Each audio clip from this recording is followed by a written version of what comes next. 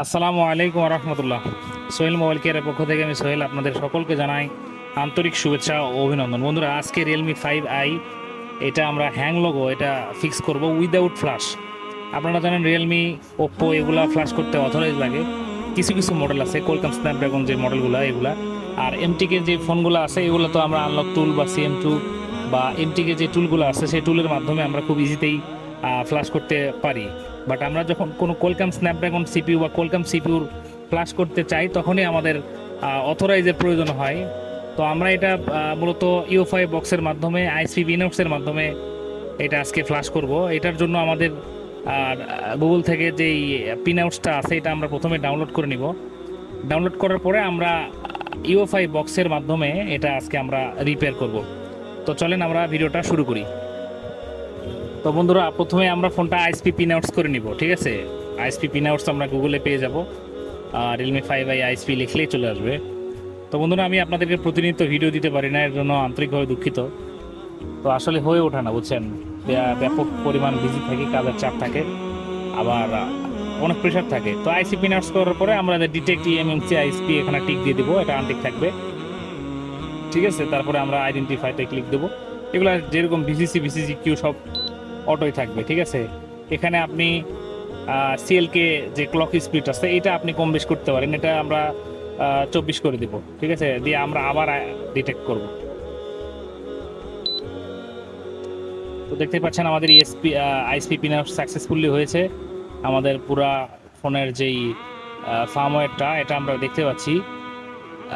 এখান থেকে আমরা জাস্ট প্রথমে হেলথ রিপোর্ট যেটা আছে এটা আমরা বের করে নেব, দেখবো যে এটা আমাদের হেলথ কেমন আছে। দেখতে পাচ্ছেন আমাদের SLC তারপরে MLC যেটা দুইটা পার্টিশন, এটা কিন্তু আমাদের ওকে আছে, নর্মাল আছে, ঠিক আছে?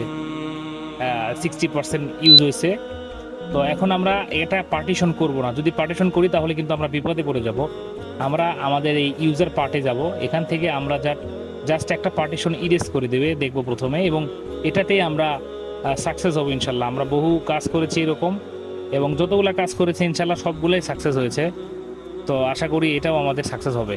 তো বন্ধুরা, এখান থেকে আমরা MIC একটা পার্টিশন আছে এটা আমরা খুঁজে বের করব।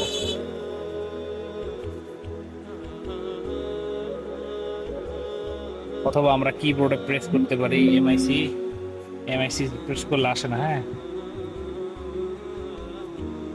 এই যে দেখতে পাচ্ছেন এইটা, হ্যাঁ, এইটা আমরা এখান থেকে ইরেজ করে দেব।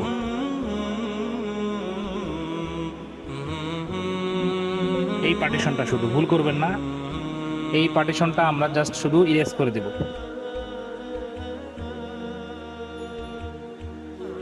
ইরেজ জাস্ট কয়েক সেকেন্ডের মধ্যে আমাদের ন্যানো 0.12 সেকেন্ডের মধ্যে আমাদের কাজটা রান হয়ে গেল। বন্ধুরা, এখন আমরা আইসি পিনআউটস খুলে আমরা আমাদের যে কাজটা সেটা করব, ঠিক আছে?